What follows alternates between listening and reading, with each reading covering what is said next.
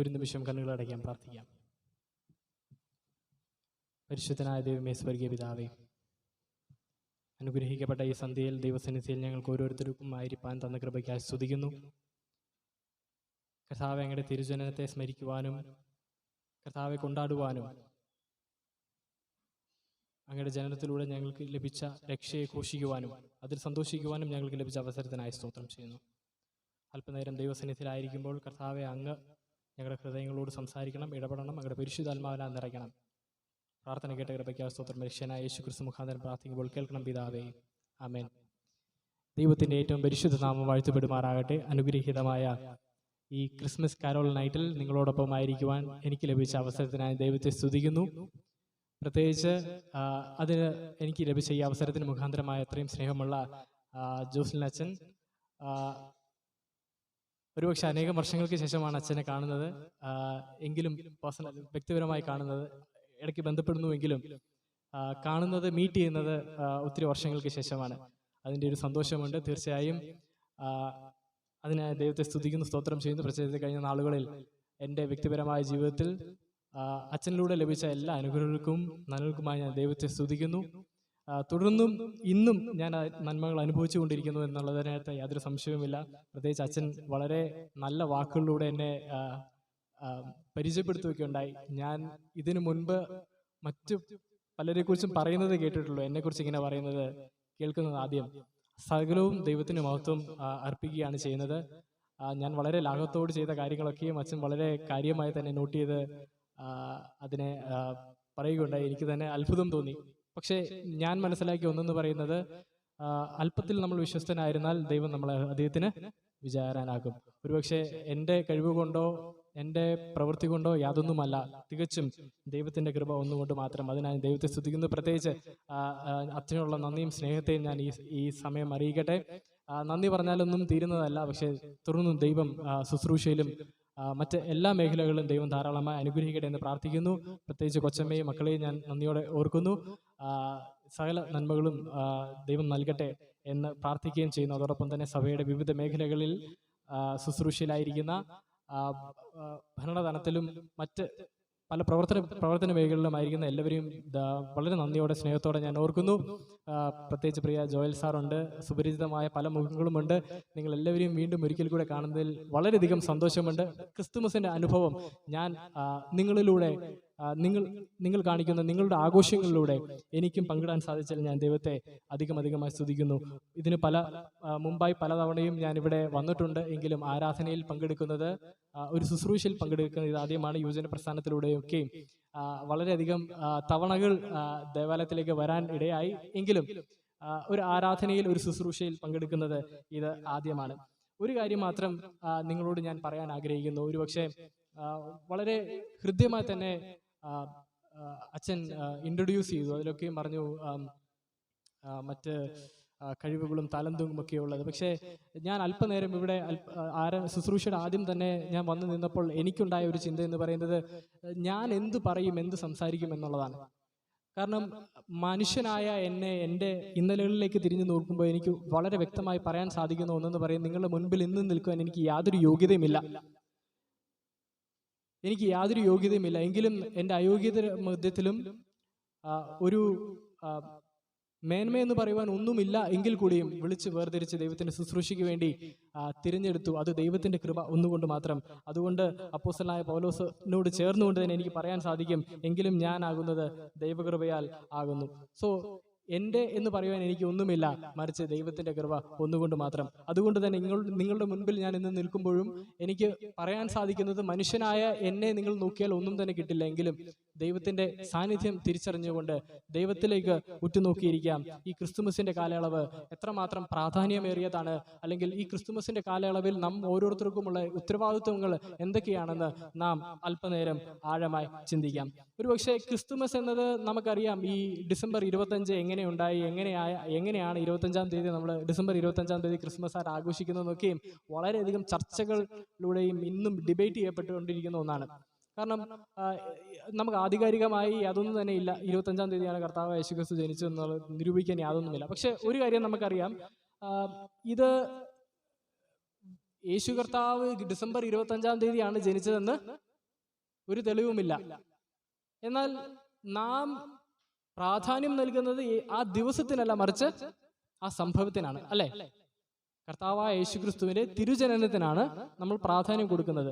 അപ്പോൾ ചരിത്രത്തിലേക്കൊക്കെ നമ്മൾ നോക്കുമ്പോൾ അനേകം സഭാപിതാക്കന്മാരും ഒക്കെയും അവരൊക്കെയും പറഞ്ഞിട്ടുണ്ട്, അല്ലെങ്കിൽ അവരുടെയൊക്കെയും ചിന്തകളിലും അവരുടെയൊക്കെ രചനകളിലുമൊക്കെയും കർത്താവായ യേശുക്രിസ്തുവിന്റെ ജനനത്തെക്കുറിച്ചും തുടർന്ന് ഈ 25-ാം തീയതിയിലേക്ക് എങ്ങനെയാണ് എത്തിപ്പെട്ടതെന്നുള്ള ഒരു ശാസ്ത്രീയമായ അല്ലെങ്കിൽ അതിൻ്റെയൊക്കെയും ഒരു ഘടന, അത് എങ്ങനെയാണ് അതിലേക്ക് എത്തപ്പെട്ടതെന്നൊക്കെയും നമുക്ക് ഒത്തിരി രേഖകൾ കാണാൻ സാധിക്കും. പ്രത്യേകിച്ച് പറയുവാണെങ്കിൽ AD 400-ലാണ് പ്രത്യേകിച്ച് ക്രിസ്തീയ സഭയ്ക്ക് ഒരു പൊളിറ്റിക്കൽ റെക്കഗ്നിഷൻ, ക്രിസ്ത്യാനിറ്റിയെ ഭരണകൂടം അംഗീകരിച്ചതിന് ശേഷമാണ് ഈ ഡിസംബർ 25 എന്നുള്ളൊരു ഡേറ്റ് ഏറ്റവും അധികമായി സ്പ്രെഡ് ചെയ്യപ്പെട്ടത്, അല്ലെങ്കിൽ എല്ലാവരും കുറച്ചുകൂടെ പ്രാധാന്യം കൊടുക്കാൻ ആരംഭിച്ചത്. ജനുവരി 6 എന്നുള്ളൊരു മറ്റൊരു ദിവസം കൂടെയുണ്ട്. മോഡേൺ അർമേനിയൻ സഭകളൊക്കെ ഇന്നും ക്രിസ്തുമസ് ആഘോഷിക്കുന്നത് ജനുവരി 6-ാം തീയതിയാണ്. പക്ഷെ നമ്മൾ മെജോറിറ്റി, മെയിനായിട്ട് ഭൂരിപക്ഷം സഭകളും ഡിസംബർ 25 എന്നുള്ളൊരു ദിവസം കർത്താവായ യേശുക്രിസ്തുവിന്റെ തിരുജനനത്തെ സ്മരിക്കുവാൻ വേണ്ടി നാം എല്ലാവരും അതിനുവേണ്ടി വേർതിരിച്ചതാണ്. ഒരുപക്ഷെ സാധാരണമായ ഒരു കലണ്ടറിക്കൽ ഡേറ്റിൽ, ഒരു കലണ്ടറിൽ നമ്മൾ നോക്കുമ്പം ഈ ഡിസംബർ 25 എന്നുള്ളൊരു പ്രാധാന്യത്തിനപ്പുറമായി, അല്ലെങ്കിൽ അതിന് കൊടുക്കുന്ന ഒരു ഇമ്പോർട്ടൻസിന് അപ്പുറമായി നാം ഓരോരുത്തരും ക്രിസ്തീയ വിശ്വാസത്തിൽ അല്ലെങ്കിൽ നാം ഓരോരുത്തരും ക്രിസ്തുവിലൂടെ രക്ഷിക്കപ്പെട്ടവരാണ്, ക്രിസ്തുവിലൂടെ രക്ഷ പ്രാപിച്ചവരാണെന്ന ഉത്തമ ബോധ്യത്തോടുകൂടി നാം ഓരോരുത്തരും ആയിരിക്കുമ്പോൾ കർത്താവായ യേശുക്രിസ്തുവിന്റെ തിരുജനനം വളരെയധികം പ്രാധാന്യമേറിയതാണ്. സോ ഇത് നമ്മളൊരു ദിവസത്തിനല്ല പ്രാധാന്യം കൊടുക്കുന്നത്, മറിച്ച് ഒരു സംഭവത്തിനാണ്. നമുക്ക് എല്ലാവർക്കും വ്യക്തമായി അറിയാവുന്ന ഒന്നാണ്. എന്നാൽ കാലക്രമേണ നമ്മളിങ്ങനെ വരുമ്പോൾ ഈ പ്രാധാന്യം മാറി, കർത്താവായ യേശുക്രിസ്തുവിന്റെ തിരുജനനത്തിന്റെ പ്രാധാന്യം മാറി, ആ സംഭവത്തിന്റെ പ്രാധാന്യം മാറി, അതിന് കൊടുക്കേണ്ട ഇമ്പോർട്ടൻസിന് അപ്പുറമായി നമ്മുടെ ചിന്തകളൊക്കെയും വേർതിരിച്ച് മാറി പല ദിക്കിലേക്കും പോയി. ഇന്ന് സുബോധാവസ്ഥയിലും അബോധാവസ്ഥയിലും ആഘോഷിക്കുന്നവര് ഉണ്ട്, അല്ലെ? നമ്മൾ എന്നാൽ ആഘോഷിക്കുന്നത് ഇന്നും കുഞ്ഞായിട്ടിരിക്കുന്ന ഒരു യേശുവിനെ അല്ല, വീണ്ടും ശിശുവായ ഒരു യേശു ക്രിസ്തുവിനെ അല്ല നമ്മൾ ആരാധിക്കുന്നത്, അല്ലെങ്കിൽ ആ ക്രിസ്തുവിനെ കുറിച്ചല്ല നമ്മൾ ഓർക്കുന്നത്. എന്നാൽ പാകപ്പെട്ട് നമുക്ക് വേണ്ടി കഷ്ടപ്പെട്ട് മരിച്ച് ഉയർത്തെഴുന്നേറ്റ് പിതാവിന്റെ വലഭാഗത്തിരിക്കുന്ന കർത്താവായ യേശു ക്രിസ്തുവിനെയാണ് നാം ഓരോരുത്തരും സ്മരിക്കുന്നത്, ശരിയല്ലേ?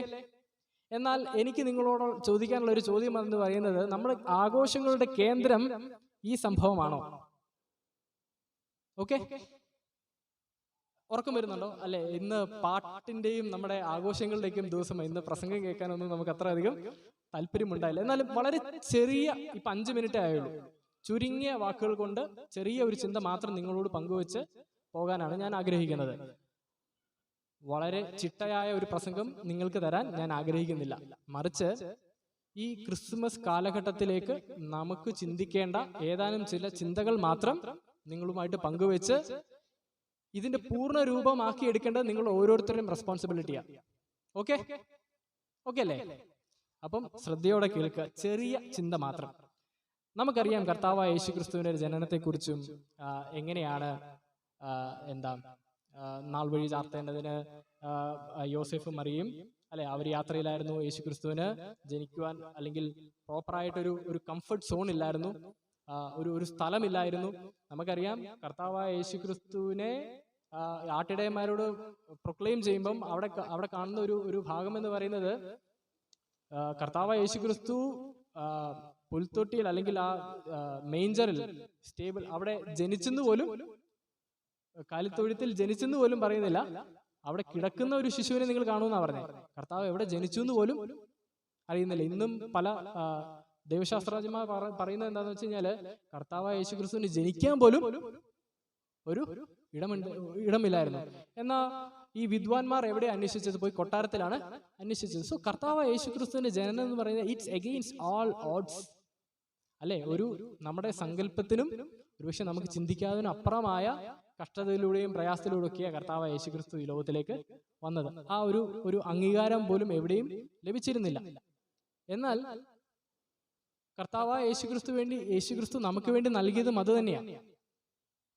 നമ്മൾ നോക്കുമ്പോൾ ആ,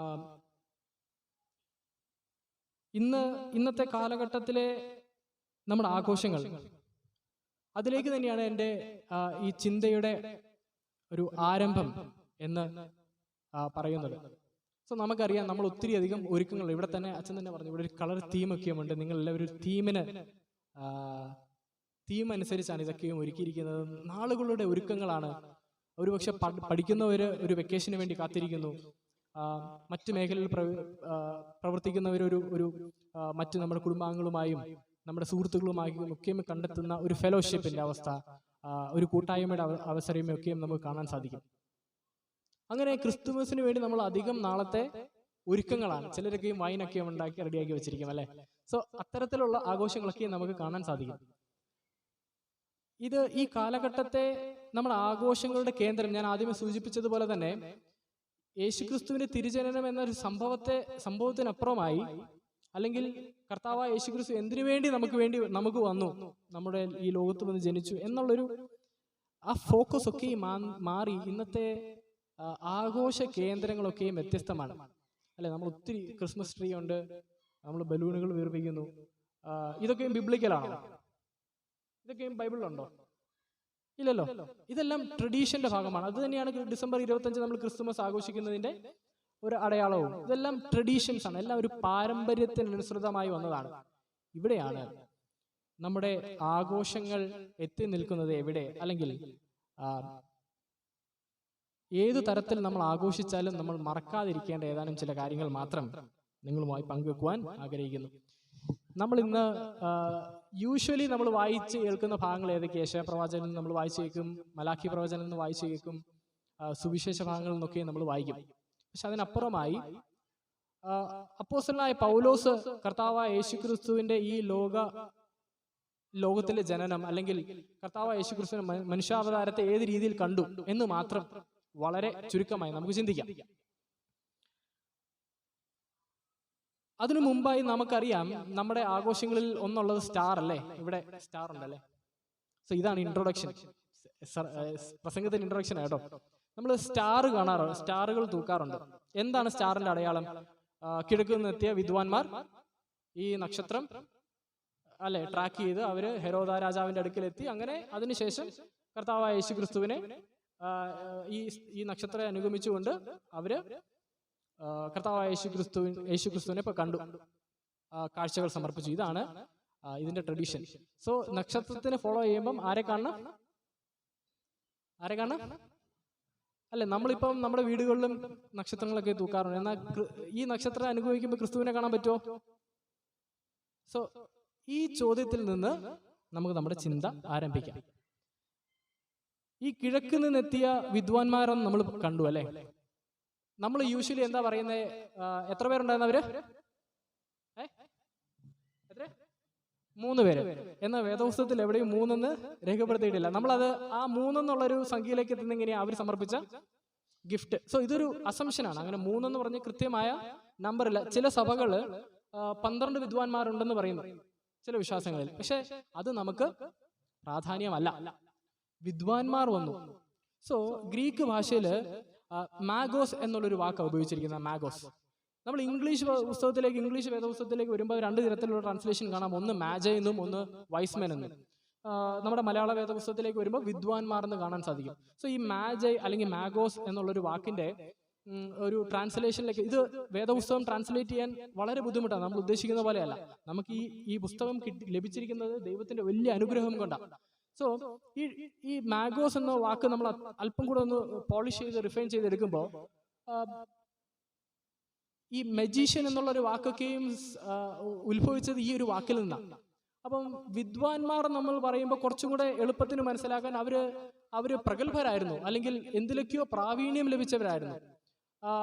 അല്ലെങ്കിൽ നമ്മുടെ ഭാഷയിൽ കൊളോക്കിയലായിട്ട് നമ്മൾ പറഞ്ഞു കഴിഞ്ഞാൽ അവര് നിസാരക്കാരല്ല.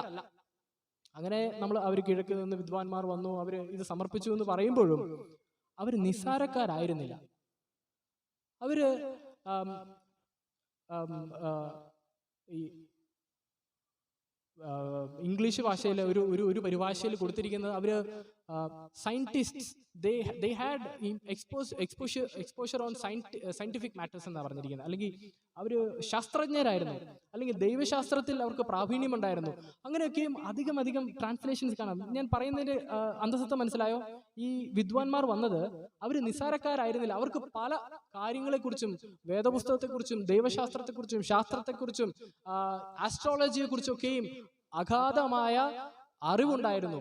അവര് പ്രഗത്ഭരായിരുന്നു. അങ്ങനെ ഈ പ്രഗത്ഭരായ ഏതാനും വ്യക്തികളാണ് കർത്താവായ യേശുക്രിസ്തുവിനെ ട്രാക്ക് ചെയ്തു വന്നത്. ഞാൻ പറയും, അവർക്ക് ദൈവത്തിന്റെ കൃപ ധാരാളമായി ഉണ്ടായിരുന്നു. അതുകൊണ്ടാണ് ഈ കർത്താവായ യേശുക്രിസ്തു ജനിച്ചതിന്റെ ആ പ്രപഞ്ചം ആഘോഷിക്കുന്നത് വരെ അവർക്ക് മനസ്സിലായി. അതുകൊണ്ടാണ് നക്ഷത്രം വെളിപ്പെട്ടതൊക്കെയും അവർക്ക് കാണാൻ സാധിച്ചത്. സോ അവർക്ക് ദൈവത്തിന്റെ കൃപ അഗാധമായി, ആഴമായി അവർക്ക് ലഭിച്ചിരുന്നു എന്ന് കാണാൻ സാധിക്കും. സോ അവര് നേരെ എവിടെയാ ചെല്ലുന്നത്? ഹെരോദാവിന്റെ അടുക്ക് ചെല്ലുന്നു. ഹെരോദാവ് എന്താ ഹി ഗോട്ട് ഷിവർ അല്ലെ? പെട്ടെന്ന് പേടിയായി. ഇതെന്താ സംഭവിക്കുന്നത്? പുള്ളിയുടെ സ്ഥാനത്തിന് ഭീഷണിയായി ആരോ ജനിച്ചിരിക്കുന്നു എന്നൊക്കെയും പുള്ളിക്ക് മനസ്സിലാകുന്നു. ശേഷം എന്താ? അവരെ പറഞ്ഞു വിടുക, നിങ്ങൾ കണ്ടെത്തിയ ശേഷം നിങ്ങൾ എൻ്റെ അടുത്തേക്ക് തിരിച്ചു വരിക എന്നൊക്കെയും പറഞ്ഞു വിടുക. അതൊക്കെ നമുക്ക് ഉപേക്ഷിക്കാം. ശേഷം അവര് കർത്താവായ യേശുക്രിസ്തുവിന്റെ അടുക്കിലേക്ക് എത്തി. അവിടെ സമർപ്പിച്ച ഗിഫ്റ്റ്സ് എന്തൊക്കെയായിരുന്നു? പൊന്നമൊരു കുന്തിരിക്കം. സോ ഈ 3 ഗിഫ്റ്റും അവർ കൊടുത്തു. ഈ ഞാൻ നേരത്തെ പറഞ്ഞ പോലെ ഈ ഗിഫ്റ്റിന്റെ ബേസിസിലാണ് അവർ 3 പേരുണ്ടായിരുന്നെന്ന് ഒരു അസംഷനിലേക്ക് എത്തുന്നത്. പിന്നെ നമുക്കറിയാം, നമ്മുടെ ട്രഡീഷണലായ songs we 3 kings of orient എന്നൊക്കെ പറയുമ്പോൾ അങ്ങനെ ഒരു ട്രഡീഷനിലൂടെയാണ് നമ്മൾ 3 എന്നുള്ളൊരു സംഖ്യയിലേക്ക് എത്തുന്നത്. പക്ഷെ നമുക്ക് ആ കർത്താവായ യേശുക്രിസ്തു ഒരു കുഞ്ഞ അല്ലെ, ബേബി അറ്റ് ദ ടൈം ജനിച്ച ശേഷം എപ്പോഴാണെന്ന് നമുക്കറിയില്ല, എത്ര ദിവസം കഴിഞ്ഞാണെന്ന് നമുക്കറിയില്ല. എങ്കിലും അവര് കാണാൻ ചെല്ലുമ്പോഴും യേശുക്രിസ്തു കുഞ്ഞായിരുന്നു. അവിടെ കർത്താവായ യേശുക്രിസ്തുവിന്, അല്ലെങ്കിൽ ആ കുഞ്ഞിന് അവർ കൊടുത്ത സമ്മാനങ്ങളാണ് പൊന്ന്, മോര്, കുന്തിരിക്കം എന്ന് പറയുന്നത്. എന്നാൽ ഈ ഗിഫ്റ്റ്സിനും ഇവര് സാധാരണക്കാരല്ല. ഇവരാരാ?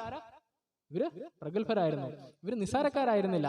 ഇവര് കൊടുത്ത ഗിഫ്റ്റ്സ് ആണ് പൊന്ന്, മോര്, കുന്തിരിക്കം. ഈ 3നും കർത്താവായ യേശുക്രിസ്തുവിന്റെ മിനിസ്ട്രിയെ കുറിച്ചും, മിഷനെ കുറിച്ചും, ദൗത്യത്തെ കുറിച്ചും വ്യക്തമായി ഒരു ഐഡിയ തരുന്നതാണ് ഒന്നെന്ന് പറയുന്നത്. ഒന്ന് നമുക്ക് കാണാം, ഒന്ന് സ്വർണം അല്ലെ, പൊന്ന്.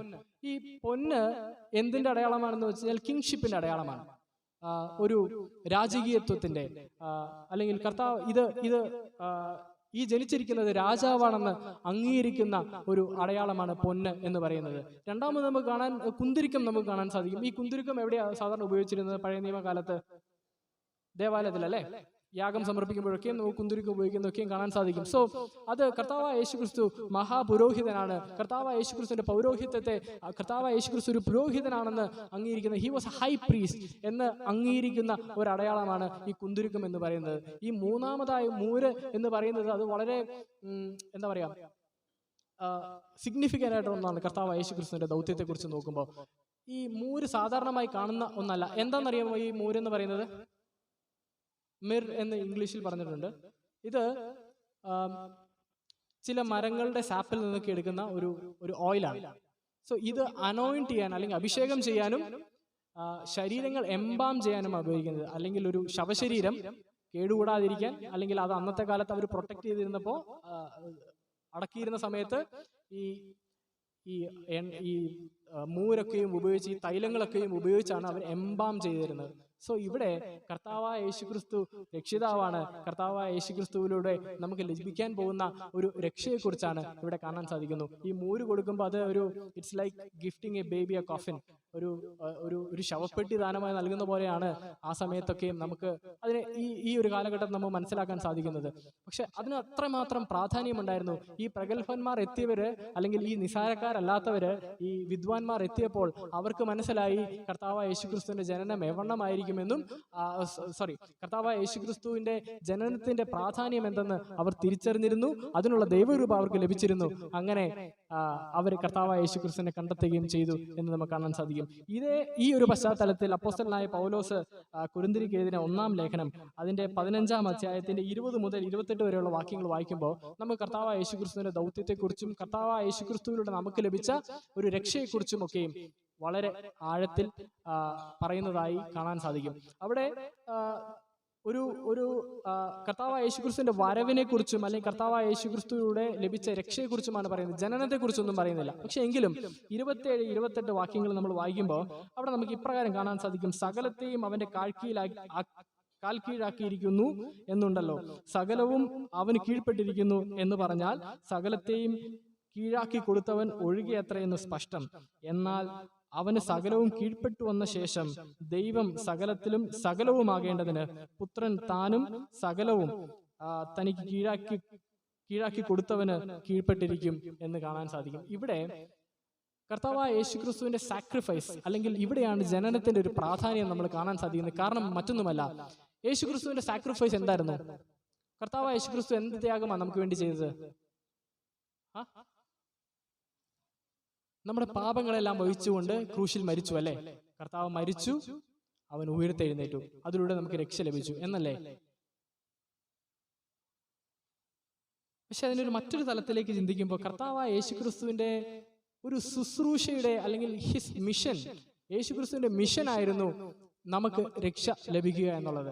എന്നാൽ കർത്താവായ യേശുക്രിസ്തുവിന്റെ ത്യാഗം എന്ന് പറയുന്നത് അതിനും അപ്പുറമാണ്.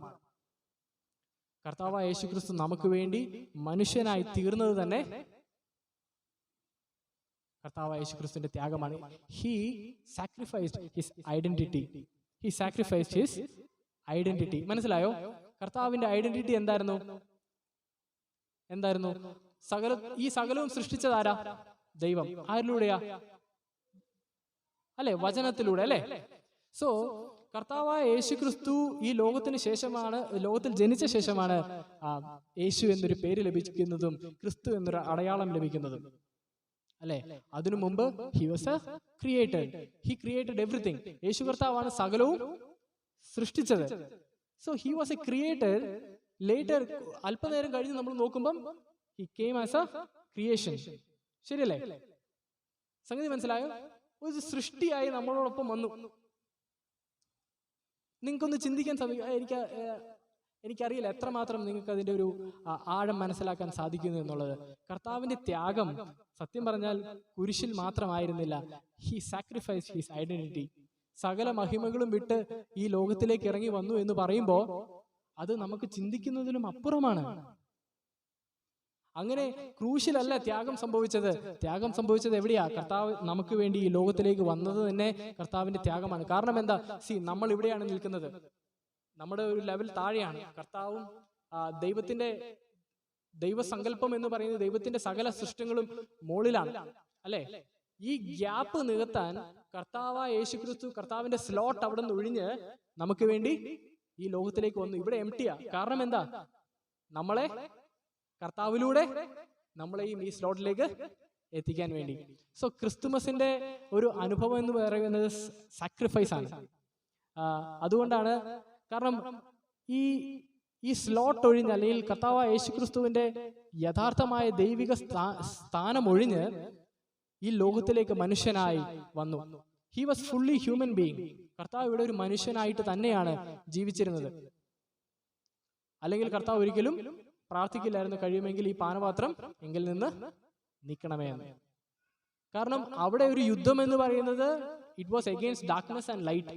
അല്ലെങ്കിൽ ദൈവികതയുടെയും അനീതിയുടെയും അല്ലെങ്കിൽ നീചമായ പ്രവൃത്തികളുടെ ഒക്കെയും ഒരു വാറായിരുന്നു. It's not a battle. ഒരു ചെറിയ ഫൈറ്റ് അല്ലായിരുന്നു. It was a battle. അതൊരു യുദ്ധം തന്നെയായിരുന്നു. ഒരുപക്ഷെ മനുഷ്യനായ യേശുക്രിസ്തുവിന് എത്രമാത്രം വേദന ഉണ്ടാക്കിയെന്ന് നമുക്ക് ചിന്തിക്കുവാൻ പോലും സാധിക്കുന്ന ഒന്നല്ല. സോ ഈ ലോകത്തിലേക്ക് കർത്താവ് മനുഷ്യനായി വന്നത് തന്നെ ഒരു സാക്രിഫൈസ് ആണ്. സോ നമ്മുടെ ആഘോഷങ്ങളുടെ മീനിങ് കർത്താവായ യേശുക്രിസ്തു നമുക്ക് വേണ്ടി ചെയ്ത സാക്രിഫൈസിന് ഇക്വേറ്റ് ചെയ്യാൻ പറ്റുമോ? ഈ നക്ഷത്രം ഫോളോ ചെയ്ത് വരുന്നവർക്ക് യേശുക്രിസ്തുവിനെ കണ്ടെത്താൻ സാധിക്കുമോ? സോ അതുകൊണ്ടാണ് ഈ ക്രിസ്തുമസിന്റെ അനുഭവം എന്ന് പറയുന്നത് സ്വയത്യാഗത്തിന്റെ അനുഭവമാണ്, അല്ലെങ്കിൽ സ്വയം ശൂന്യമാക്കലിന്റെ ഒരു അനുഭവമാണ്. ഞാൻ പറയും Christmas it is A festival of self emptiness. ഒരുപക്ഷെ നമുക്ക് ഏറ്റവും അടുത്തറിയാവുന്ന, അല്ലെങ്കിൽ ഒരുപക്ഷെ നമുക്കറിയത്തില്ലായിരിക്കാം, അങ്ങനെ ഈ സമൂഹത്തിലേക്ക് നമ്മൾ ഇറങ്ങുമ്പോൾ നമുക്ക് എത്രമാത്രം യേശുക്രിസ്തുവിന്റെ ഈ എംപ്റ്റിയിങ് ഇഫക്റ്റ് അല്ലെങ്കിൽ സ്വയം ശൂന്യമാക്കുന്നതിന്റെ ഈ ഒരു അനുഭവം മറ്റുള്ളവരുമായി പങ്കിടുവാൻ സാധിക്കുന്നുണ്ട്? നമ്മളെപ്പോഴും നമ്മുടെ ലെവൽ ഹൈ തന്നെ വെച്ചിരിക്കും. നമ്മൾ ഒരിക്കലും ഇറങ്ങി വരാൻ ആഗ്രഹിക്കാത്തവരാണ്. സോ ഇന്നത്തെ നമ്മുടെ ആഘോഷങ്ങളും ഈ കാലഘട്ടത്തെ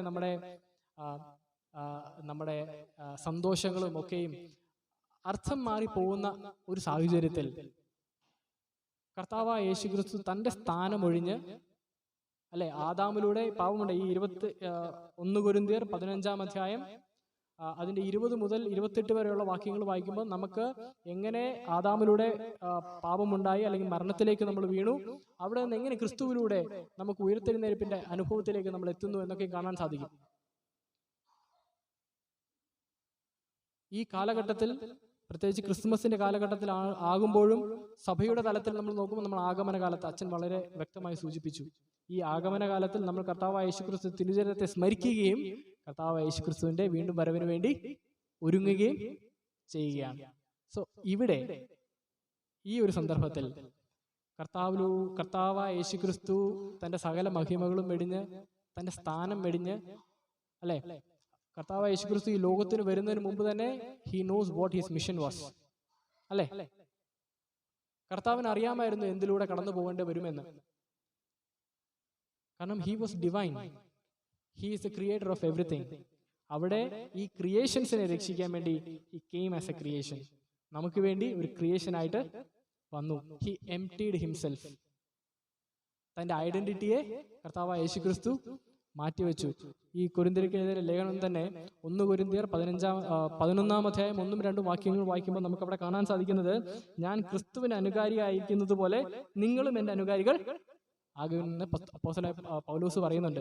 സോ പൗലോസ് അപ്പോസ്തലൻ പറയുന്നതിന്റെ ഒരു അണ്ടർസ്റ്റാൻഡിങ്ങും അല്ലെങ്കിൽ അതിൻ്റെ ഒരു ബേസും ഇതാണ്. കർത്താവായ യേശുക്രിസ്തു ഒന്നുമില്ലാതെ, അല്ലെങ്കിൽ താൻ ഒന്നുമില്ലാത്തവനായി ഈ ലോകത്തിലേക്ക് വന്ന് നമ്മളെ ദൈവത്തിന്റെ മക്കളാക്കുവാൻ he struggled and he fought for us. ഇത് നിസ്സാരമായിരുന്നില്ല, അതൊരു യുദ്ധം തന്നെയായിരുന്നു. എന്നാൽ ഇവിടെ എത്രമാത്രം നമുക്ക് ക്രിസ്തുവിനെ പോലെ ആകാൻ സാധിക്കുന്നു? അന്നത്തെ കാലത്ത് ഈ കൊരിന്ത്യർക്ക് എഴുതിയ ലേഖനമൊക്കെയും ഈ ലേഖനങ്ങളൊക്കെ എഴുതുമ്പോൾ, കൊരിന്ത്യൻ ലേഖനമൊക്കെ എഴുതുമ്പോൾ അവിടെ ഒത്തിരിയധികം കോൺഫ്ലിക്ട്സ് ഉണ്ടായിരുന്നു, ഒത്തിരിയധികം സംശയങ്ങളുണ്ടായിരുന്നു. ഈ സംശയങ്ങളൊക്കെയും ദൂരീകരിക്കുന്നതിനായാണ് പൗലോസ് അപ്പോസ്തലൻ ഇത് എഴുതിയത്. അന്നത്തെ ആളുകൾക്ക്, അന്നത്തെ വിശ്വാസികൾക്ക് പല കാര്യങ്ങളെക്കുറിച്ചും ഒരു ബോധ്യമില്ലായിരുന്നു. എന്നാൽ നമുക്ക് വേദപുസ്തകത്തിലൂടെ എല്ലാം വെളിപ്പെടുത്തി നൽകപ്പെട്ടിരിക്കുന്നു. പക്ഷെ എത്രമാത്രം നമുക്കതിനോട് നീതി പുലർത്താനാവുന്നുണ്ട്, അല്ലെ? സോ കർത്താവായ യേശുക്രിസ്തു ഹി എംപ്റ്റീഡ് ഹിംസെൽഫ്, പിതാവായ ദൈവത്തിന്റെ ഹിതത്തിനായി പൂർണ്ണമായി സമർപ്പിച്ചു, അല്ലെ? He lead A very highly moral life. കാരണം അല്ലെങ്കിൽ കർത്താവായ യേശുക്രിസ്തുവിന്റെ സ്നാന സമയത്ത്, അല്ലെ, യോഹന്നാൻ സ്നാപകനിലൂടെ സ്നാനപ്പെടുന്ന സമയത്ത്, ഇവൻ എൻ്റെ പ്രിയപുത്രൻ, ഇവനിൽ ഞാൻ പ്രസാദിച്ചിരിക്കുന്നു ദൈവം പറയത്തില്ലായിരുന്നു, ദൈവം സാക്ഷ്യം പറഞ്ഞു കർത്താവായ യേശുക്രിസ്തുവിനെ കുറിച്ച്. So God was watching each and every moment, നമ്മളെയും വാച്ച് ചെയ്തുകൊണ്ടിരിക്കുന്നു. അങ്ങനെ ദൈവം നമ്മളെ ഓരോരുത്തരെയും വാച്ച് ചെയ്യുമ്പം നമ്മുടെ ജനനത്തിലൂടെ നമുക്കും ലഭിച്ച ഒരു ദൗത്യമുണ്ട്. ഈ ദൗത്യത്തെ എത്രമാത്രം പൂർണ്ണ രൂപേണ നമുക്ക്, അല്ലെങ്കിൽ ഫെയ്ത്ത്ഫുള്ളായി, ആത്മാർത്ഥമായി എത്രമാത്രം നമുക്ക് അതിനെ നിറവേറ്റുവാൻ സാധിക്കുന്നു? ഈ ചേലച്ചൂട് സഭയെക്കുറിച്ച്, അല്ലെങ്കിൽ സഭയെ ഓർക്കുമ്പോൾ വളരെയധികം സന്തോഷമുണ്ട്. കാരണം നമ്മുടെ മഹാടയുടെ, അല്ലെങ്കിൽ ഈ നമ്മുടെ ഒരു ഹോസ്പിറ്റൽ ഇവിടെ ഉണ്ട്, അതിലൂടെ അനേകം ആളുകൾ നന്മ പ്രാപിച്ചുകൊണ്ടിരിക്കുന്നു. അതിനെ ഓർത്ത് ഞാൻ ദൈവത്തെ സ്തുതിക്കുന്നു. അങ്ങനെ നമ്മൾ ലഭിച്ച ഒരു വിളിയും ഒരു ദൗത്യവും ഒരു വിഷനുമാണത്. നമുക്ക് എത്രമാത്രം അത് ഊർജ്ജസ്വലമായി മുൻപോട്ട് കൊണ്ടുപോകാൻ സാധിക്കുന്നു? നിങ്ങൾ എല്ലാവരും പ്രയത്നിക്കുന്നത് എനിക്ക് വളരെ വ്യക്തമായി അറിയാം. അങ്ങനെ ഞാൻ പറഞ്ഞു വന്നതിന്റെ അന്തസത്ത എന്ന് പറയുന്നത് മറ്റൊന്നുമല്ല, നമ്മൾ ഓരോരുത്തരെയും ജനനത്തിലൂടെ ദൈവം നമ്മളിലും ഏൽപ്പിച്ചിരിക്കുന്ന, നമ്മൾ ഓരോരുത്തരെയും വിളിച്ച് വേർതിരിക്കുന്നതിലൂടെ നമ്മളിലും ഏൽപ്പിച്ചിരിക്കുന്ന ഒരു ദൗത്യമുണ്ട്. ഈ ക്രിസ്മസ് കാലയളവിൽ നമുക്ക് അതിനെ ഒരിക്കൽ കൂടെ പുനർവിചിന്തനം ചെയ്യാം. കർത്താവായ യേശുക്രിസ്തു സ്വയം ശൂന്യമാക്കിയതുപോലെ നമ്മളും നമ്മുടെ ജീവിതങ്ങളെയും സ്വയം ശൂന്യമാക്കി മറ്റുള്ളവരെ അംഗീകരിക്കുന്നതിനും മറ്റുള്ളവരെ സഹായിക്കുന്നതിനും നമ്മളുടെ മറ്റുള്ളവരും അനുഗ്രഹം പ്രാപിക്കുന്നതിനും നമ്മളും ചാലകങ്ങളായി തീരാം.